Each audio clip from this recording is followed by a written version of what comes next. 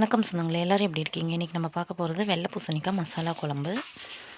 இதுக்கு தேவையான பொருட்கள்: ஒரு கீத்து வெள்ளை பூசணி கட் பண்ணி தண்ணியில் போட்டு வச்சுருக்கேன், 25 சின்ன வெங்காயம், ஒரு முடி தேங்காய், தட்டைப்பயிறு நான் 100 கிராம் தட்டைப்பயிறு வேக வச்சு வச்சுருக்கேன், அதுலேருந்து 1 ஸ்பூன் தட்டைப்பயிறு, 7 வரமிளகா, மல்லித்தூள் 1 ஸ்பூனு, கரம் மசாலா 1 ஸ்பூனு, 5 பல் வெங்காயம், 5 பல் பூண்டு, 1 இன்ச் இஞ்சி, 6 மீடியம் சைஸ் தக்காளி. வாங்க எப்படி செய்கிறதுன்னு பார்க்கலாம். மிக்ஸி ஜாரில் வெங்காயம், பூண்டு, வரமிளகா, இஞ்சி இது எல்லாத்தையும் போட்டு ஒரு ஓட்டி எடுத்துக்கலாம். சரிங்களா, நம்ம இப்போ ஒரு ஓட்டி எடுத்துட்டோம். இப்போ நம்ம எடுத்து வச்சுருக்க தேங்காய், ஒரு முடி தேங்காய், கரம் மசாலா, மல்லித்தூள், தட்டைப்பயிறு இது எல்லாத்தையும் போட்டு ஒரு ஓட்டிக்கலாம். எடுத்து வச்சது எல்லாத்தையும் ஒரு ஓட்டி எடுத்தாச்சு. இப்போ ரஃப்பாக கட் பண்ணால் 6 தக்காளியவும் இதோட சேர்த்திக்கலாம். நான் மஞ்சத்தூள் சொல்ல மறந்துட்டேன், மஞ்சத்தூள் போட்டுக்கலாம் 1/4 ஸ்பூனுக்கு. தக்காளி எடுத்து வச்சுருக்கேன், அதையும் சேர்த்திக்கிட்டேன். இப்போ இதுக்கு தேவையான அளவு உப்பு சேர்த்து இது எல்லாத்தையும் நல்லா நைஸாக அரைச்சி எடுத்துக்கலாம். இப்போ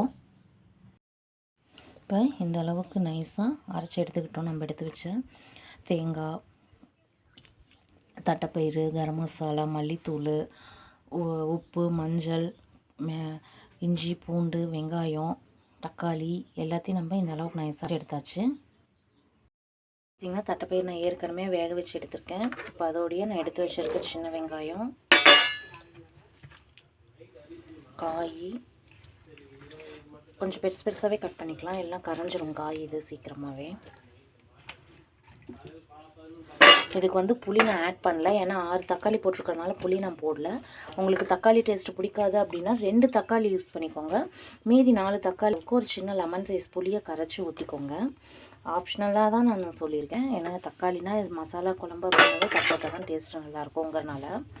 இப்போ நம்ம அரைச்சி எடுத்து வச்சுருக்க விழுது எல்லாத்தையும் ஆட் பண்ணிக்கலாம். இப்போ இதில் கொஞ்சம் தண்ணி கரைச்சி ஊற்றி நம்ம ஊற்றிக்கலாம். இப்போ இதுக்கு தேவையான அளவு தண்ணி ஊற்றியாச்சு. இப்போ நம்ம ஒரு விசில் விட்டு குக்கரை மூடி ஒரு விசில் விட்டு எடுத்துக்கலாம். விசில் விட்டு எடுத்து கெட்டியாக இருக்குது அப்படின்னா நம்ம இன்னும் கூட தண்ணி ஊற்றி நம்ம சரி பண்ணிக்கலாம். இப்போ வாங்க ஒரு விசில் விட்டு எடுத்துக்கலாம். வெந்தப்புறம் எப்படி இருக்குன்னு பார்க்கலாம் வாங்க.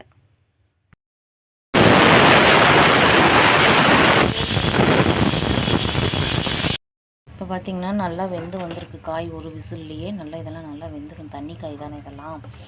நம்ம ஊற்றின தண்ணியும் சரியான அளவில் இருக்குது. உங்களுக்கு கொஞ்சம் கெட்டியாக வேணும்னு நினச்சிங்க அப்படின்னா நீங்கள் கொஞ்சோண்டு, நான் 1 ஸ்பூன் தான், 1 டேபிள் ஸ்பூன் தட்டைப்பயிறு எடுத்து அரைச்சேன். நீங்கள் இன்னும் 1 டேபிள் ஸ்பூன் தட்டைப்பயிறு கூட சேர்த்து ஆட் பண்ணிக்கலாம். இப்போ கருவேப்பிலை போட்டுட்டு கடுகு தாளிச்சது போட்டுக்கலாம். நான் எப்பயுமே கடுகெல்லாம் தாளித்து வச்சே இருப்பேன், டக்குன்னு எடுத்து போட்டுக்கலாம்னு சொல்லிட்டு. இப்போ நீங்கள் உப்பு காரம் பத்தலைனா நம்ம இப்போ உப்பு காரம் சேர்த்துக்கலாம். இதை சுட சுட சாதத்துக்கு, தோசைக்கு, இட்லிக்கு எல்லாத்துக்குமே நல்லாயிருக்கும். செஞ்சு பார்த்துட்டு எப்படி இருக்குன்னு சொல்லுங்கள். நன்றி.